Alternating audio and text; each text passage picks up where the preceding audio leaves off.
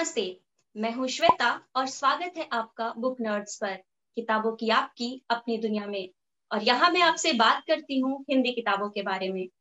और आज का दिन हिंदी पाठकों और जो लोग हिंदी से प्रेम करते हैं उनके लिए बेहद खास है। ये है आज है विश्व हिंदी दिवस, जो हर 10 जनवरी को मनाया जाता है। हिंदी को अंतर्राष्ट्रीय भाषा के रूप में पेश करने की एक कोशिश है। सबसे पहले 10 जनवरी 1975 को नागपुर में विश्व हिंदी दिवस मनाया गया। फिर मनमोहन सिंह ने 10 जनवरी 2006 से हिंदी दिवस मनाने की परंपरा शुरू की। और आज इस मौके पर हमारे साथ हैं प्रियंका ओम। प्रियंका ओम जानी मानी लेखिका हैं और इनकी 2 किताबें मुझे तुम्हारे जाने से नफरत है और वो अजीब लड़की प्रकाशित हुई है। और ये फिलहाल तंजानिया में रहती हैं, लेकिन हिंदी और हिंदी भाषा से प्रेम करती हैं। आइए जानते हैं प्रियंका ओम से उनकी लेखकीय यात्रा के विषय में, कैसे उन्हें लिखने की प्रेरणा मिली और कैसे वो तंजानिया में रहकर भी हिंदी और अपनी संस्कृति से इतना प्रेम करती हैं। मैम। हेलो, सबसे पहले बुक नर्ड के सभी दर्शकों को मेरा नमस्ते, मेरा हेलो, प्रणाम, सब कुछ।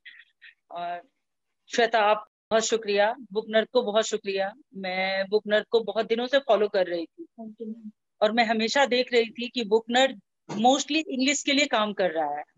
इंग्लिश राइटर, इंग्लिश से जुड़े हुए हैं। ये जो इनिशिएट लिया है आपने हिंदी राइटर्स के लिए, हिंदी रीडर्स के लिए, ये बहुत ही, मेरे ख्याल से ये बहुत ही अच्छा इनिशिएटिव है।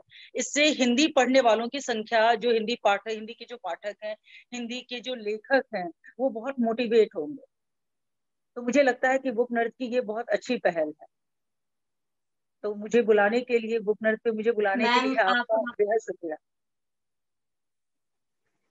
हाँ जी। शुक्रिया मैम। आप अपने बारे में हमारे दर्शकों और हमारे पाठकों को बताइए, आपने लिखना कैसे शुरू किया, आपको कैसे प्रेरणा मिली लिखने की। परिचय में थोड़ा सा बता दूं। मैं बेसिकली बिहार की हूँ। जमशेदपुर से हूँ, वहीं पली बढ़ी हूँ। बाद के कुछ वर्षों में मैं दिल्ली मूव हो गई थी, वहीं रह रही थी, वही नौकरी किया, आगे की पढ़ाई भी वहीं से की। मैंने इंग्लिश साहित्य से ग्रेजुएशन किया है। तो जब हाँ, तो इसी बात पे ना एक सवाल है कि अंग्रेजी साहित्य पढ़ने के बाद हिंदी में आपकी रुचि कैसे आई, फिर हिंदी कैसे लिखना शुरू किया। हुआ ये कि जब हम लोग बड़े हो रहे थे, हमारा जो समय था उस टाइम पे इंग्लिश एक हाइप था। इतना हाइप था कि जैसे हिंदी बोलना, पढ़ना, लिखना कहीं ना कहीं एक शर्म की बात होती थी।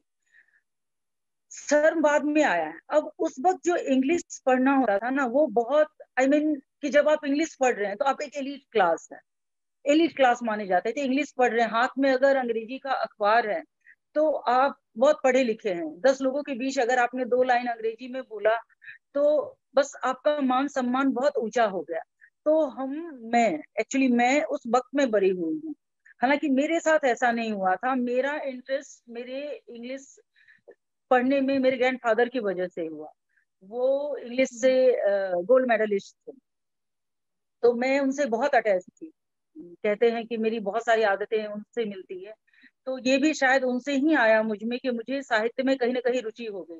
हालांकि मैंने बाबा को कभी भी साहित्य की किताबें पढ़ते हुए नहीं देखी। वो बस इंग्लिश पढ़ते रहते थे। तो शायद कहीं ना कहीं मैं वहीं से प्रेरित हुई, तो मैंने इंग्लिश पढ़ना शुरू किया और इंग्लिश लिटरेचर पढ़ा। और तब तक मुझे सच पूछिए तो पता भी नहीं था कि मैं लिटरेचर में इतना इतना इंटरेस्ट ले सकूंगी, या मुझे लिटरेचर में इतना अधिक इंटरेस्ट है, ये मुझे नहीं पता था। मैंने तो ऐसे ही एडमिशन ले लिया था। और फिर उन्हीं दिनों दौरान, पढ़ाई के दौरान ही, जब कभी लेजर पीरियड में हम दोस्त आपस में बात करते हैं कि तुम्हारा क्या क्या फ्यूचर प्लान है, मेरा क्या फ्यूचर प्लान है, तो मैंने कहा कि मैं फ्यूचर में एक नॉवेल लिखूंगी। बस ऐसे ही बोल दिया था। सचमुच उस वक्त इतनी प्रभावित थी पढ़कर, नॉवेल पढ़कर। उस वक्त मैं झुम्पा लाहिरी से बहुत प्रभावित थी। तो नेम से उपन्यास पढ़ा था, झुम्पा लाहिरी को पढ़ती थी, तो लगता था कि ये लोग कितनी बड़ी चीज है। हम छोटे शहर से हैं, तो हमारे लिए ये सब नाम बहुत बड़ा बड़ा था। तो मुझे लगता था कि बस एक उपन्यास लिखूंगी मैं भी, और मैं भी एक दिन झुम्पा लाहिरी बन जाऊंगी। झुम्पा लाहिरी की जगह प्रियंका शर्मा रहेगा लिखा हुआ, बड़े बड़े अखबारों में इंटरव्यूज होते मेरे किताबों में। तो वो एक ग्लैमर जो था ना कहीं अंदर बस रहा था।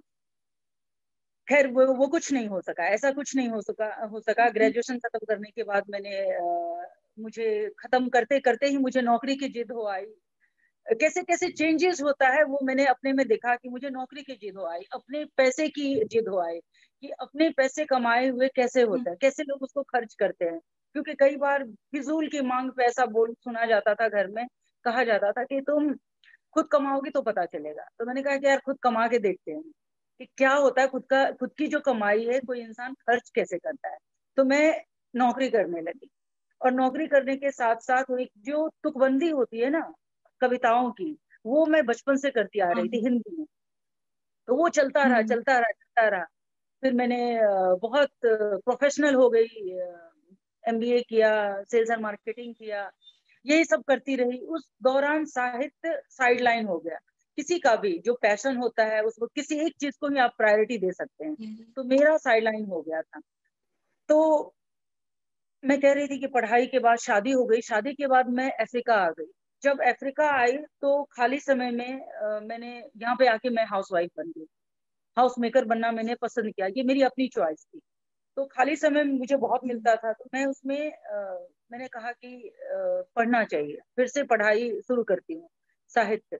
तो किताबें खरीदने लगी, जो मिल जाता था। कभी इंडिया गई तो बहुत सारी किताबें आ जाती थी। उसी दौरान मैंने कुछ हिंदी की किताबें भी खरीदी। फेसबुक पे उसी वक्त हिंदी राइटिंग की क्रांति सी आई हुई थी। ये मुझे लगता है 2013 की बात है। सब हिंदी में लिख रहे थे, वो गूगल इनपुट से गलत सलत हिंदी सब लिख रहे थे। मैं अभी भी हालांकि बहुत गलतियां करती हूँ हिंदी लिखने में। तो सब लिख रहे थे तो मैं भी लिखने लगी। मैं लिखने लगी, फिर किताबें खरीदने लगी। किताबें जब खरीदने लगी तो मैंने कहा कि मैं ऐसे कहानियां तो मैं भी लिख सकती हूँ, कहानियां तो मैं भी लिखती हूँ। लेकिन मैंने इंग्लिश लिखना चूज किया, क्योंकि मैं इंग्लिश से पास आउट थी। तो मैं उसमें कंफर्ट था, वो उस टाइम पे मेरा कंफर्ट जोन इंग्लिश ही था। तो मैंने कहानियां लिखी, फिर कहानियां लिखी, और किसी वजह से वो प्रकाशित नहीं हो पाई। किसी भी वजह से नहीं प्रकाशित हो पाई। मैं उतना प्रोफेशनली उसको लिया नहीं, और मैं वापस यहाँ आ गई अफ्रीका। जब मैं यहाँ आई तो मेरा ऐसा एक्सपीरियंस रहा कि अफ्रीका को हम पिछड़ा हुआ कहते हैं, लेकिन जब आप इनको देखेंगे कि अपनी भाषा को लेकर के ये इतने ज्यादा मॉडर्न है और डेवलप्ड हैं, कि ये जब हम यहाँ पर आए तो जो सामने ग्रोसरी शॉप था, जब हम इनिशियली वहां जाते थे तो इंग्लिश में बात करते थे। मुझे याद है फ्रैंकी नाम का एक लड़का था, मैं भूल नहीं सकती हूँ कभी उसको। वो इंग्लिश में ही मुझसे बात करता था। जब 6 महीने बीते तो उसने बोला कि नहीं, अब तो तुमको यहाँ की भाषा सीखनी होगी। मैंने कहा क्यों? तो तुम हमारे देश आई हो, तुम विदेशी भाषा क्यों बोलती हो? तुम यहाँ रह रही हो तो तुमको तो मेरी भाषा बोलनी पड़ेगी। अब मैं तुमको इंग्लिश में तुमको इंटरटेन नहीं करूंगा, अभी तुम्हारे 6 महीने हो गए, अब तुम यहाँ की भाषा बोलो। तो इस तरह से प्रॉब्लम आनी शुरू हो गई। ड्राइवर का कभी प्रॉब्लम हो गया है तो ड्राइवर, इंग्लिश स्पीकिंग ड्राइवर चाहिए। मैं कॉन्ट्रैक्टर को कहती थी कि मुझे इंग्लिश स्पीकिंग ड्राइवर चाहिए। उस वक्त मैं ड्राइविंग नहीं करती थी, यहाँ पे नया देश था, सेटल होने में आपको टाइम लगता है। तो कोई मुझे इंग्लिश स्पीकिंग नहीं मिलता था। हर कोई मुझे ये सलाह देता था कि तुम यहाँ की भाषा सीखो, तुम यहाँ रह रही हो, तुम यहाँ की भाषा क्यों नहीं सीखती हो? फिर हम कहीं बाहर जाते थे, रेस्टोरेंट जाते थे, रेस्टोरेंट ले लीजिए या इवन 5 स्टार ले लीजिए, जब आप वहाँ डिनर के लिए जा रहे हैं या कॉफी के लिए जा रहे हैं, तो वहां पर जो लोग आ रहे हैं, स्पेशली अगर हम 5 स्टार को ले लें, तो वहाँ 5 स्टार में जो लोग जाते हैं वो एक अलग तबके के लोग होते हैं, मतलब एलिट क्लास होते हैं। मतलब लेकिन हाँ उनको भी हाँ, आप हमारे यहाँ हर जगह हर जैसे जगह कह सकते हर हैं। जगह। तो हम्म, जब आप यहाँ हम्म, पे 5 स्टार में भी जाएंगे तो आप यहाँ पर देखेंगे कि जो अफ्रीकन्स हैं वो अपनी भाषा में बात करते होते हैं। ठीक हमारे यहाँ उल्टा है। हमारे यहाँ रेलवे स्टेशन ले लीजिए, प्लेटफॉर्म, एयरपोर्ट ले लीजिए, 5 स्टार तो बहुत दूर की बात है, वहां तो लोग पार्किंग से इंग्लिश में शुरू हो जाते हैं। तो यहाँ पे जब मैं शुरू में ये देखती थी कि लोग अ, सब 5 स्टार में हम कॉफी पीने आ रहे हैं और सब अपनी भाषा में बात, मैं बहुत चौंकती थी कि क्यों सब अपनी भाषा में कैसे बात कर रहे हैं, कितने कंफर्टेबल हैं ये लोग। तो मुझे रियलाइज हुआ कि ये जो दोहरापन है, ये जो हिपोक्रेसी है, वो सिर्फ हम इंडियंस में ही है। फिर मैं देश विदेश घूमने लगी, यहाँ वहां जाने लगी, और यहाँ बहुत सारे विदेशी रहते हैं। बहुत लंबी बात हो रही है। तो यहाँ पे बहुत सारे विदेशी भी रहते हैं, उनको भी देखती हूँ क्योंकि इंग्लिश बहुत कमजोर होती है। उसके बनिस्बत हाँ हमारी हाँ। हिंदी में इंडियंस में देखती हूँ आजकल, खास करके आजकल के भी बच्चे कहते हैं कि वो बड़े फक्र से कहेंगे, उनकी माएं भी, कि मेरा बच्चा तो हिंदी में बस पास हो जाता है, यही बहुत है। वो ये बात कहते हुए हाँ। अंदर से गर्व महसूस करती हैं, भले ऊपर से वो उदासी दिखाती हैं लेकिन अंदर से वो बहुत गर्व महसूस करती हैं। जबकि फॉरेनर्स जो हैं, जिनको हम फॉलो करते हैं, आप जर्मन ले लीजिए, स्पेनिश ले लीजिए, चाइनीज ले लीजिए, ये लोग सब अपनी भाषा में बात करते हैं। एक बार तो मेरे घर में ऐसा हुआ कि एक लेडी आ गई, उसको ना यहाँ की भाषा आ रही थी ना इंग्लिश आ रही थी, चाइनीज थी वो किसी तरह से मेरे पति का नाम ले पा रही थी। उसके साथ एक दूसरा आदमी था। जब वो आया तो मुझे पता चला, अच्छा ये मेरे पति से मिलने आई है और साथ में एक दो भाषियों को लेकर आई है जो कि कम्युनिकेशन करवाएगा दोनों के बीच में। तो मुझे बड़ी हाँ। हैरत हुई कि उसको इंग्लिश नहीं आती है, लेकिन हमारे यहाँ सबको इंग्लिश आती है और हम बड़े फक्र से अंग्रेजी बोलते हैं कि जैसे वो हमारी अपनी भाषा है, जबकि इंग्लिश इंटरनेशनल लैंग्वेज है। तो ये सब देख समझ हम्म। करके मेरा ना कहिए कि हिंदी में कहते हैं ना, हृदय परिवर्तन हो गया। मैंने कहा कि जब हाँ। मैं क्यों हिंदी इंग्लिश में लिख रही हूँ, इंग्लिश में तो बहुत लोग लिख रहे हैं, और तो मुझे हिंदी में बिल्कुल। लिखना चाहिए। ये इस सोच के साथ मैंने अपनी कहानियों को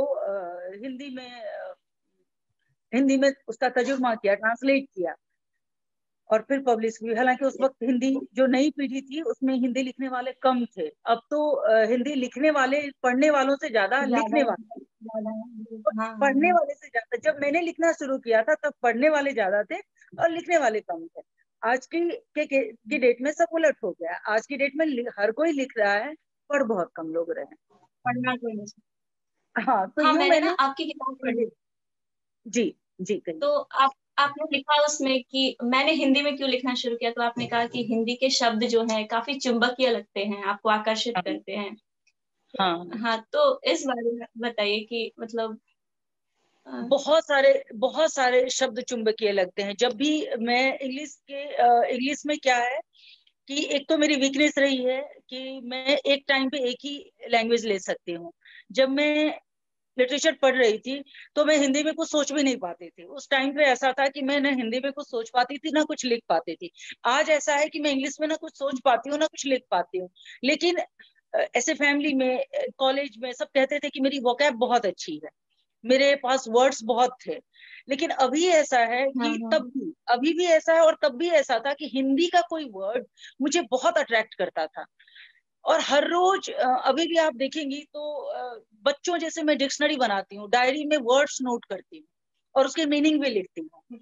कोई वर्ड जिस वर्ड को मैं बिल्कुल भी नहीं जानती हूँ, जिसको मैंने कभी नहीं सुना था, तो उसको मैं लिखती हूँ और हम्म उसके अर्थ सिर्फ गूगल से नहीं देखती हूँ। एक मेरे छोटे भाई जैसे हैं, दोस्त हैं, छोटे भाई भी हैं, हम्म हिंदी की उनकी समझ बहुत अच्छी है, मयंक नाम है उनका। उनका भी सर खाती हूँ मैं, उनको बोलती हूँ कि इसका मीनिंग बताओ, एक्सप्लेन करो मुझे, सिर्फ मीनिंग ही मत बताओ, मुझे इसको एक्सप्लेन करो कि कैसे कहाँ कहाँ पर इसका इस्तेमाल हो सकता है।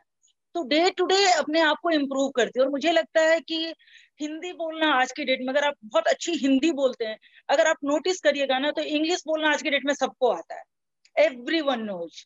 यही चीज हाँ हाँ। सबको पता है कि इंग्लिश कैसे बोली जाती है, सबको पता है।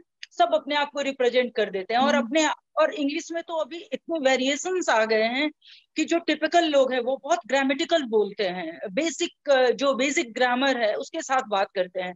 लेकिन आप अर्बन में देखिएगा कि ग्रामर कहीं गायब है, ग्रामर कहीं गायब है। चैटिंग की भाषा में आजकल हम लोग अंग्रेजी बोलने लगे हैं। तो अंग्रेजी इतना सिंपल है कि हर किसी को आ जाता है थोड़ी सी प्रैक्टिस के बाद। लेकिन हिंदी इतनी आसानी से नहीं सीखा जा सकता है, बहुत मेहनत लगती है। सीखते हैं पढ़ने से, प्रयासों से हाँ ही आप सीखते हैं। तो वही प्रयास करती रहती हूँ सीखने का, अपने आप को इम्प्रूव करने का। हाँ, इस बारे में ना, क्योंकि मेरा व्यक्तिगत अनुभव है, क्योंकि मेरे दोस्त बोलते हैं कि तुम हिंदी की किताबें कैसे पढ़ लेती हो यार, मतलब इतने कठिन शब्द हैं, मतलब कुछ शब्दों के तो अर्थ भी समझ नहीं आते, मतलब इतने कठिन शब्द है कि समझ में ही नहीं आता, हालांकि हिंदी भाषी क्षेत्र से होने के बावजूद भी कुछ शब्दों के अर्थ समझ में नहीं आते। तो बोलते कि इतनी कठिन भाषा है, कैसे पढ़ लेती हो तुम इतनी मोटी मोटी किताबें। इस बात पे देखिए, मुझे ये याद आ गई। इस बात पे मैं यही कहना चाहूंगी कि ये कंडीशनिंग है। थोड़ी देर पहले मैंने कहा था कि आजकल की जो मम्मियां हैं वो भी ये कहने में बहुत फक्र महसूस करती हैं कि मेरा बच्चा हिंदी में पास हो गया, पास मार्क ले आया। ये मैंने मेरे कानों में अपने कानों से सुना है कि मेरा बेटा तो या मेरी बेटी तो हिंदी में पास मार्क ले आई। मतलब ये ऐसे कहते हैं जैसे कि कितनी प्राउड की बात है कि वो सिर्फ पास मार्क लेकर के आ गई है, और इनडायरेक्ट कहना चाहते हैं कि मेरे बच्चे की हिंदी तो बहुत खराब है। वाकई खराब है, जबकि वो बच्चे घर में हाँ हिंदी ही लेकिन बोलते हैं, घर में हिंदी ही बोलते हैं। तो अपने भारत में हम्म, ना मैंने ये देखा है कि स्पेशली छोटे शहरों में, स्मॉल सिटी की मैं बात करूंगी, प्लीज डोंट माइंड, मैं भी स्मॉल सिटी से ही हूँ, हम्म, थोड़ी देर पहले मैं भी बहुत छोटे शहर से आई हूँ। कहीं ना कहीं ये सारी चीजें मुझ में भी थी पहले, कि हम शो ऑफ बहुत करते हैं। हम ये कहकर कि हम इंग्लिश, हमको हिंदी नहीं आती है, हम ये कहीं ना कहीं जताना चाहते हैं कि मेरी इंग्लिश बहुत अच्छी है और मेरी हिंदी खराब है। तो मैं एक दूसरी क्लास से हूँ, जबकि बिहार, यूपी या कोई भी छोटे छोटे शहर को ले लीजिए, मोस्टली हर घर में अपनी ही भाषा में बात की जा सकती है।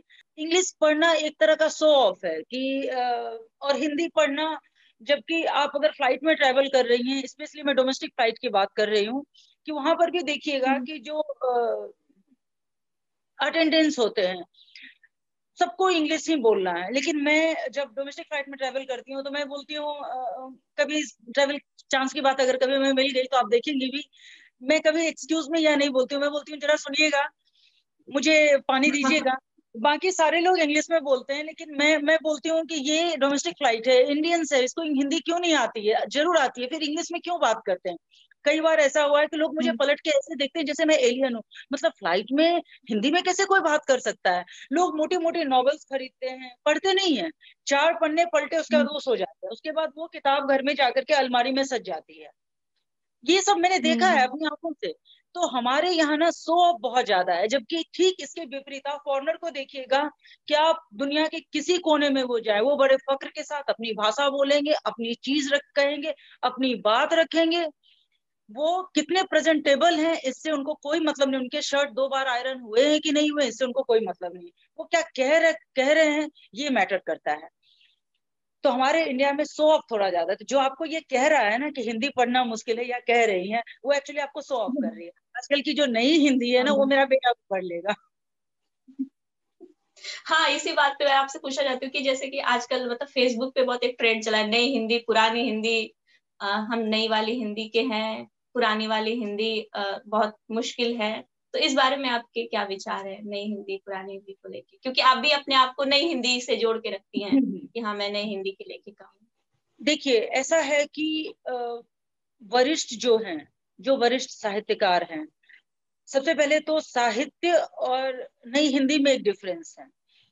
साहित्य वो है जो क्लिष्ट है, वाकई क्लिष्ट है, और हाँ, उसमें, हाँ उसमें शिल्प है, भाषा है, बहुत अच्छी भाषा हम्म, है, बहुत अच्छा शिल्प है, तो वो साहित्य है। नई हिंदी जो है इसमें नयापन है, इसकी भाषा सिनेमाई है। अमूमन जो हम बोल, हाँ, जिस भाषा में मैं आपसे बात कर रही हूँ, उसी भाषा को नई हिंदी कहा गया है, सिनेमाई भाषा है। तो वरिष्ठ जो हैं, वो कुछ वरिष्ठ, ये उनका बड़प्पन है, वो मना करते हैं, वो कहते हैं कि नई पुरानी क्या होती है, सब तो हिंदी है। बट सच यही है कि अभी दो तरह की हिंदी है। एक है साहित्यिक, जिसको मुख्य धारा भी कहा कहा जाता है। तो जो साहित्यिक हिंदी है उसमें मुझे लगता है 200-250 लोग हैं, 250-300 लोग के आसपास हैं जो मुख्य धारा में काम कर रहे हैं, और वो इस ग्लैमर से बहुत दूर हैं कि नई हिंदी वाले तो स्टार बन गए, स्टार लेखक, फलाने लेखक, ढिमकाने लेखक, इन चीजों से वो बहुत दूर हैं। ये सारी चीजें उनको अट्रैक्ट बिल्कुल भी नहीं करती है। वो काम कर रहे हैं, वो हम्म, एक्चुअली वही लिख रहे हैं। और हम जो लिख रहे हैं, ये किताबें याद, जो आज जो नई हिंदी लिखी जा रही है सिनेमाई भाषा में, ये बहुत दिनों तक याद नहीं रखी जाएगी। इसका कारण इसकी भाषा है। आप हर कोई एक ही जैसी कहानी लेके आ रहा है। आप अभी देखिए कि कॉलेज की भाषा पे कितनी कहानी आ गई है, कॉलेज ग्रुप सर्कल पे कितने सारे उपन्यास आ गए। अगर मैं आपको बोलूं किसी उपन्यास से कोई संदर्भ रखूं नई हिंदी से, तो आप जज नहीं कर पाएंगे कि ये किस उपन्यास से है। जबकि गुनाहों के उपन्यास देवता का हाँ, चंद्रा, जबकि गुनाहों के देवता के कैरेक्टर सुभाष का नाम चंद्र सबको बोस। याद है, सबको याद है, सबको याद है। हाँ तो एकदम ये, कालजयी। हाँ, तो ये अंतर हो जाता है। लेकिन नई हिंदी लिखने के पीछे भी एक विशेष कारण है। वो कारण ये है कि आजकल स्कूलों में ना ढंग से हिंदी पढ़ाई जाती है, ना पेरेंट्स चाहते हैं ढंग से कि मेरे बच्चे हिंदी पढ़ें, और ना बच्चे, जब स्कूल में नहीं पढ़ाई जाती है ना पेरेंट्स इंटरेस्ट लेते हैं, तो बच्चे भी पढ़ते नहीं है। तो उनकी जो हिंदी है वो हिंदी किताब कैसे पढ़ेंगे, वो क्लिष्ट नहीं पढ़ पाएंगे। तो उसके लिए ये नई हिंदी ही बिल्कुल। ग्राह्य है, एक्सेप्टेबल है। तो इस, और जो लिखने वाले हैं शायद उन्होंने भी वो हिंदी पढ़ी ही नहीं है, इसलिए वो ऐसी हिंदी लिख रहे हैं। तो दिस इज मार्केट, जो डिमांड है वो लिखा जा रहा है, वो चलन, तो चलन के हिसाब से कहते हैं ना कि साहित्य और भाषा एक दूसरे के पारस्परिक होते हैं। जब जैसा समाज रहा है वैसी भाषा, जैसा तो दौर अभी रहेगा देखो, वैसे वैसा लिखना। बिल्कुल, तो अभी वैसी भाषा है। आपकी किताबों के बारे में बात करते हैं कि आपकी किताबों की जो कहानियां हैं वो काफी गंभीर मुद्दे पर लिखी जाती है। मतलब ऐसे मुद्दे होते हैं ना कि जैसे लगता है कि वो आसपास हमारे तो घटित तो होता है, लेकिन हमारा ध्यान उस पे नहीं जाता। जैसे आपकी एक कहानी है सौतेलापन, अमूमन हर घर की कहानी है लेकिन हमारा ध्यान नहीं जाता। लेकिन जब मैंने वो कहानी पढ़ी तो लगा कि अरे ऐसा तो मतलब ऐसा तो हम आसपास देखते हैं। तो ऐसी कहानी और ऐसे किरदार आप कैसे गढ़ती हैं? इसमें मैं आपको सबसे पहले 5-6 साल पहले लिखी गई कहानी अगर आपको याद है, मुझे लगता है ये बुक 2016 में आई है, और ये कहानी अगर आपको इस तरह से याद है तो मुझे लगता है मेरा लिखना सफल हुआ। तो सबसे पहले तो मैं आपको इसके लिए थैंक यू बोलूंगी। दूसरी बात जो कहना चाहूंगी कि कैरेक्टर्स जो है, जो लेखक होते हैं ना, वो बड़े मैं यहाँ पे ये कह दूं शायद कि दूसरों का मैं नहीं जानती, लेकिन मैं बहुत ऑब्जर्विंग नेचर की हूँ। मैं अगर सलोन भी जाती हूँ तो मैं आसपास देखती हूँ कि क्या हो रहा है। मैं रेस्टोरेंट जाती हूँ तो मैं ध्यान रखती हूँ कि क्या हो रहा है क्या नहीं हो रहा है। तो इसी तरह जो सौतेलापन कहानी है ना, ये मैंने उस कहानी में एक जिक्र भी किया है कि बाबा करके एक मैंने जिक्र किया है। दरअसल ये इस कहानी की शुरुआत मेरे बाबा से हुई थी। हमारे घर में ऐसी प्रथा थी कि जब हम स्कूल से आते थे तो हम प्रथा की क्या थी, कुछ हार्ड एंड फास्ट नहीं था, बस ऐसे ही बन गया था। हम लंच सब भाई बहन बाबा के साथ बैठ कर करते थे। और बाबा मेरे ऐसे थे कि बच्चों के साथ, हम लोगों के साथ, हमारी फैमिली में एक सहजता जो थी वो बहुत बड़ी क्वालिटी थी। कोई भी कुछ भी किसी भी टॉपिक पे बात करता था तो बाबा बड़े बेझिझक मुझे नहीं, हम लोगों को, सबको अपने घर की कहानी, अपने बचपन की कहानी सुनाते थे कि कैसे माफी मांगते हुए अपने पूर्वजों से कि कैसे जो बाबा की माँ थी उनके दो भाइयों में अंतर किया करती थी। कि हाँ जब उनको हाँ। ट्यूशन पढ़ाने के लिए शिक्षक आते थे तो वो ठीक उसी समय उनके बड़े भाई को बुलाती थी और उनको दूध पिलाती थी। तो इस संदर्भ का जिक्र मैंने उस कहानी में भी किया है। तो जो टीचर थे हाँ वो हाँ मेरे हाँ बाबा को हाँ। चिढ़ाते थे। अच्छा, मेरे बाबा बड़े क्लास में स्कूल के टाइम पे टॉपर हुआ करते थे। ही वॉज फुटबॉलर, अंग्रेजों का जमाना था, फुटबॉल खेलते थे और क्लास में टॉपर हुआ करते थे। इनके दोस्त सारे मोस्टली अंग्रेज थे। तो बाबा को वो टीचर चिढ़ा देते थे कि तुमको तो जो, और अच्छा, जिनको दूध पिलाया जाता था वो थोड़े कम बुद्धि वाले थे तो वो चिढ़ाते थे। तो बाबा क्या करते थे, उठ के जाते थे और पानी से मूछ बना के आ जाते थे। बोलते थे कि वो तो बेवकूफ है, मुंह धोकर नहीं आता था, मैं मुंह धोकर आया हूँ। बाबा ये खुद हमें बताते थे। और कई बार बोलते बोलते मैंने देखा था कि बाबा की आंखों में ना आंसू आ जाते थे। जैसा मैंने शुरू में ही कहा कि मैं बहुत कनेक्टेड थी, बहुत कनेक्ट करती थी अपने बाबा से। मेरे जीवन के शायद असली हीरो वही हैं। मैंने उनसे बेहतर इंसान अब तक अपने जीवन में किसी और को नहीं देखा है। तो मैं उनको बहुत मानती थी, बहुत सम्मान था क्या, अभी भी है। जब तक जिंदा रहूंगी बाबा के लिए सम्मान रहेगा। तो ये इस कहानी की शुरुआत एक्चुअली बाबा के उसी याद से शुरू हुई। फिर मैंने आसपास में देखा कि यार जिनके जो बच्चे, 2 बच्चे हैं या 4 बच्चे हैं, तो किसी एक को, खास को थोड़ा ज्यादा प्यार और किसी एक को कम प्यार, ऐसा क्यों है? जबकि माँ सारे बच्चों को 9 महीने अपने गर्भ में रखती है। और अगर मैं अपनी हम्म। मेमोरी पे जोर डालूं तो मुझे भी याद आता है कि मेरी माँ मुझसे बहुत क्लोज थी। मैं अपनी माँ की लाडली थी, अपने पापा की बहुत लाडली थी। क्यों मुझे नहीं पता। मेरे पेरेंट्स मुझे थोड़ा एक्स्ट्रा ही प्यार करते थे। वो चाहे पापा हो चाहे मम्मी हो, दोनों को लगता था कि मैं शायद स्पेशल चाइल्ड हूँ। और जब ज्वाइंट फैमिली में रहने लगी तो बड़े पापा बड़ी माँ ऐसे सबसे मुझे थोड़ा पता नहीं क्यों ज्यादा प्यार मिला, क्यों मैं आज तक नहीं समझ पाई। जबकि मैं किसी चीज में एक्स्ट्रा ऑर्डिनरी नहीं थी, ना मैं पढ़ने में टॉपर थी, ना मैं सभी भाई बहनों में सबसे ज्यादा खूबसूरत या इंटेलिजेंट, कुछ भी ऐसा कुछ भी नहीं था। बट फैमिली में सबसे ज्यादा मुझे प्यार मिला, क्यों मिला नहीं पता। मेरे भाई बहन भी मुझे टीच करते थे कि तुम तो पता नहीं कहाँ से आई हो, तुमको मतलब उनको अगर कुछ चाहिए होता था, जैसे कि एनिमल एनुअल फिल्म फेयर हमको खरीदना होता था, तो मेरे भाई मुझे पुश करते थे कि तुम मांगो पैसे तुमको मिल जाएगा, क्योंकि वो एक्सपेंसिव होता था, 150 रुपए की फिल्म फेयर एनुअल हुआ करती थी। तुम मांगो तुमको पैसे मिले, और वाकई मुझे मिल जाता था।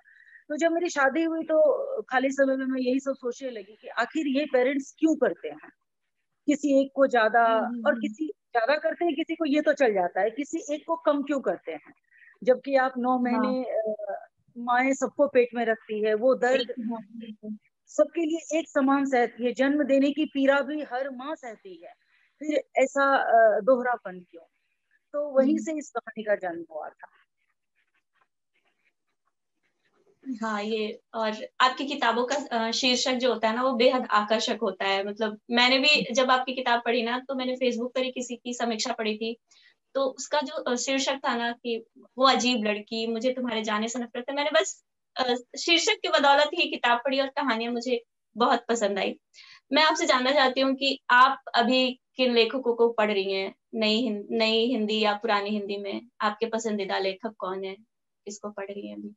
सबसे पहले मैं शुक्रिया कहूंगी कि मेरी जो किताबें हैं वो आपने पसंद की, शीर्षक की वजह से खरीदा और कहानियां पसंद आई।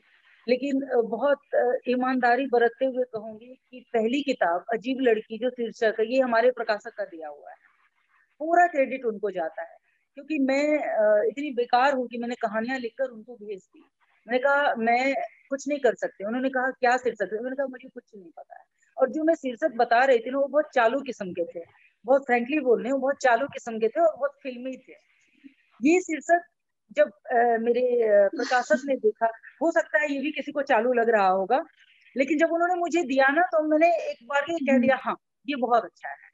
तो ये उनका दिया है। और दूसरी किताब का शीर्षक आया केदारनाथ जी की बात से, उन्होंने कहा है कि अ, जाना जो है, देखिए मैं भूल रही हूँ, हाँ, कुछ हाँ, बहुत जाना जो है वो सबसे कठिन क्रिया है हिंदी की। हाँ, ऐसा ऐसा कुछ एक है। एक कुछ तो ऐसा था, भूल रही हूँ, बहुत सारी बातें हुई है तो वो हाँ। कुछ गड़बड़ हो गया है। जाना एक कुछ तो क्रिया थी, तो पढ़ रही थी मैं, तो वहीं से ये आया हाँ।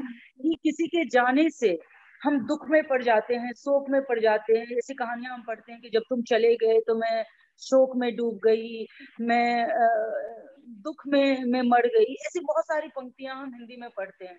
लेकिन तुम्हारे जाने से मुझे नफरत है, ये बहुत अलग लगा था मुझे। हालांकि ये पंक्ति अचानक ही मेरे मुंह से निकली थी, तो मैंने कहा कि अब तो कुछ भी हो जाए शीर्षक तो किताब का यही रहेगा।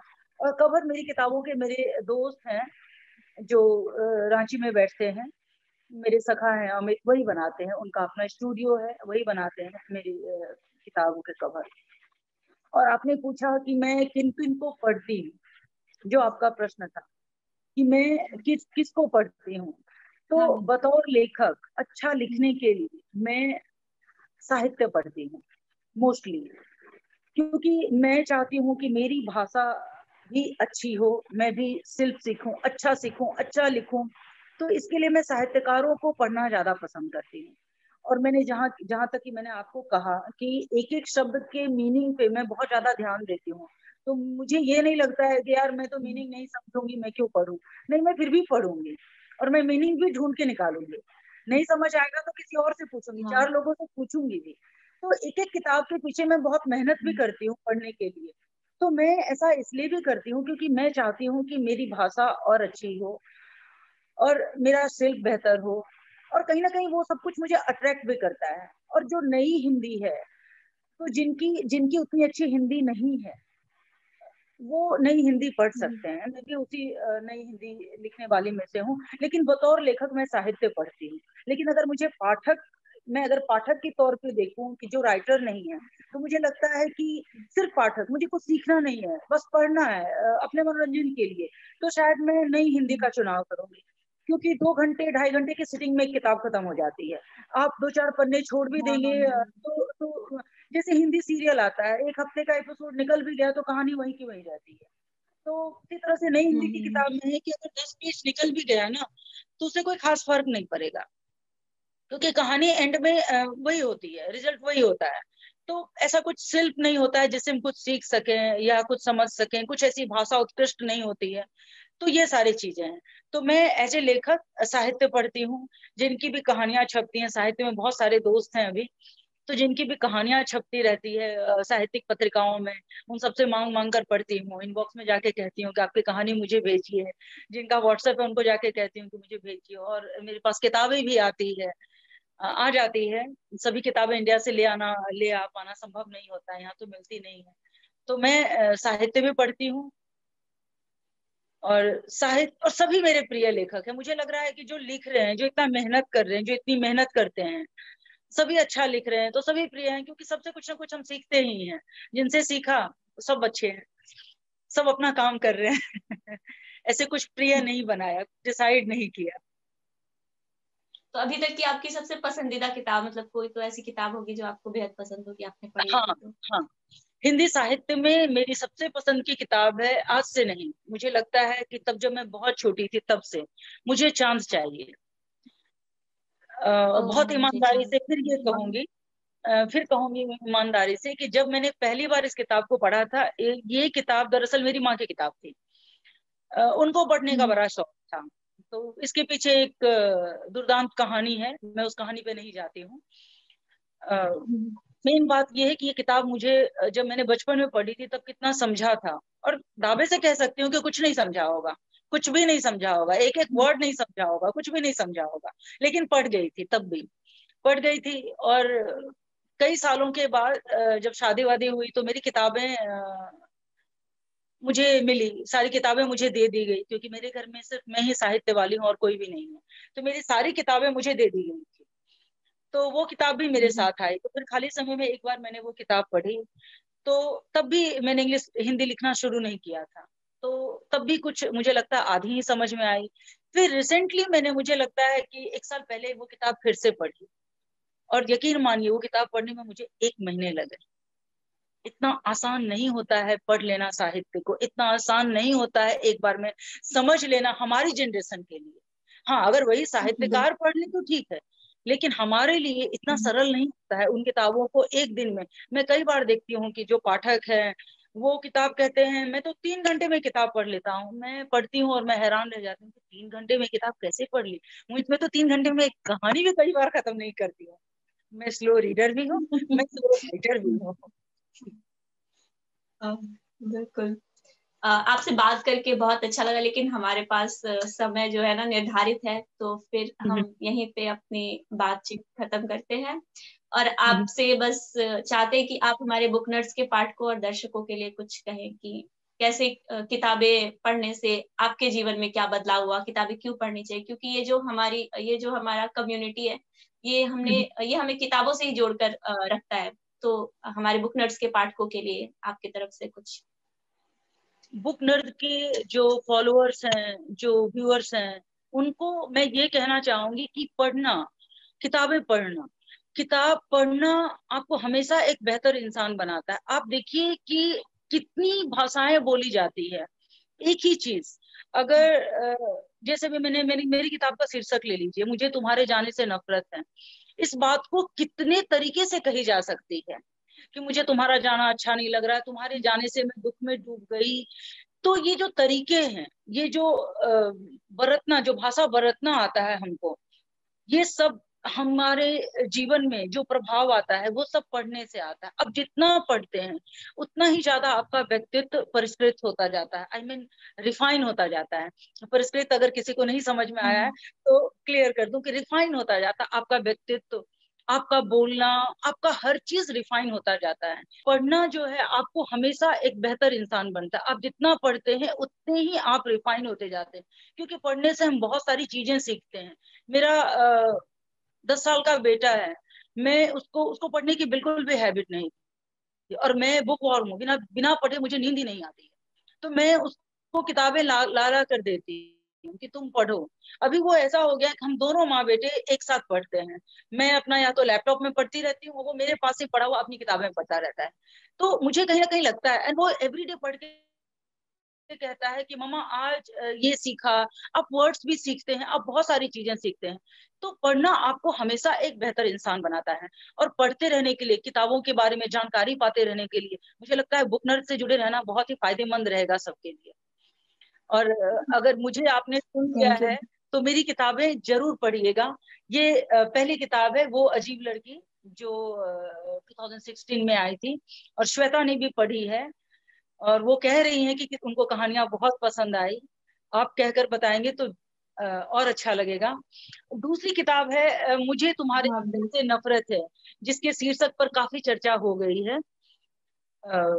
तो मुझे लगता है कि जब श्वेता काफी तारीफ कर चुकी हैं, तो अगर आप पढ़कर तारीफ करेंगे तो अच्छा लगेगा। नहीं, सिर्फ तारीफ भी नहीं, आप कमियां भी बता सकते हैं। एक पाठक के तौर पे आप ये भी बता सकते हैं कि यहाँ पे क्या कमी है। तो उससे मैं सीखूंगी और अपने आप को और इम्प्रूव करने की कोशिश करूंगी, क्योंकि एक राइटर जो है वो हमेशा सीखता रहता है। तो बस इतना ही आप सबको संदेश है कि हिंदी दिवस पर हिंदी पढ़ने में शर्म महसूस नहीं करें। हिंदी दिवस पे मेरा ये संदेश रहेगा आप लोगों के लिए कि हिंदी पढ़ने में शर्म नहीं, गर्व महसूस करें। क्योंकि जब आप भारत से बाहर जाकर कभी देखेंगे, ईश्वर करे आप जरूर जाएं, आप सब जाएं, तो आप जाकर देखेंगे कि जो दूसरे देश के लोग हैं, कितने गर्व से गौरवान्वित होकर अपनी भाषा के साथ खड़े होते हैं। क्या जर्मनी और क्या अफ्रीका, क्या सबसे से विकसित देश और क्या सबसे पिछड़ा हुआ महादेश, सब अपनी भाषा के साथ गर्व से खड़े हैं। जब तक आप अपनी भाषा के साथ खड़े नहीं होंगे, आप कैसे अपनी माँ के साथ खड़े होंगे, आप कैसे अपने बच्चों के साथ खड़े होंगे। तो हिंदी दिवस के दिन बिल्कुल मेरा यही संदेश रहेगा कि हिंदी के साथ खड़े हो। इंग्लिश पढ़िए, क्यों नहीं पढ़िए, मैंने भी इंग्लिश लिटरेचर से पास आउट, मैं भी इंग्लिश लिटरेचर ही पढ़ी हूँ। नहीं पढ़ेंगे तो हम करेंगे कैसे, आगे जीवन में कैसे बढ़ेंगे। लेकिन हिंदी पढ़ने में गर्व, शर्म नहीं, हिंदी पढ़ने में शर्म नहीं, गर्व महसूस जरूर। करें। मेरा यही संदेश है, और शायद यही पंक्ति मेरी हिंदी दिवस के दिन फेसबुक पे होगी। तो थैंक यू मैम, अपना कीमती वक्त देने के लिए और हमारे साथ हिंदी दिवस पर इस बातचीत का हिस्सा बनने के लिए आपका बेहद शुक्रिया। और किताबों से बने रिश्ते बेहद खास होते हैं, इसीलिए जुड़िए बुक नर्ड्स के साथ, पढ़ते रहिए किताबें, और तब तक के लिए बिल्कुल, धन्यवाद। बिल्कुल, आपका भी बहुत शुक्रिया श्वेता, और बुक नर्ड का बहुत शुक्रिया, क्योंकि हिंदी दिवस पे आपने एक हिंदी की राइटर को लाके बहुत ही नेक काम किया है। और मुझे लगता है कि इससे हिंदी का भला ही होगा। लोग सुनेंगे तो हिंदी पढ़ना चाहेंगे, और खास करके एक विदेश में रहने वाली हिंदी राइटर को लाके कि उसका क्या एक्सपीरियंस है। तो इससे जो इंडियंस हैं, जो भारतीय हैं, जिनके बहुत पूर्वाग्रह हैं कि सिर्फ इंग्लिश बोलना ही अर्बन होना होता है, उनको शायद समझ में आएगा कि नहीं, अपनी भाषा बोलना, अपनी भाषा से जुड़े रहना इज अर्बन। तो बिल्कुल। मुझे लगता है बुक नर्ड को भी थैंक काफी अच्छा रहेगा, बुक नर्ड के लिए भी और बुक नर्ड से जुड़े लोगों के लिए। तो सबको मेरी शुभकामनाएं, मैं विदा चाहूंगी। शुक्रिया मैम, थैंक यू। आपका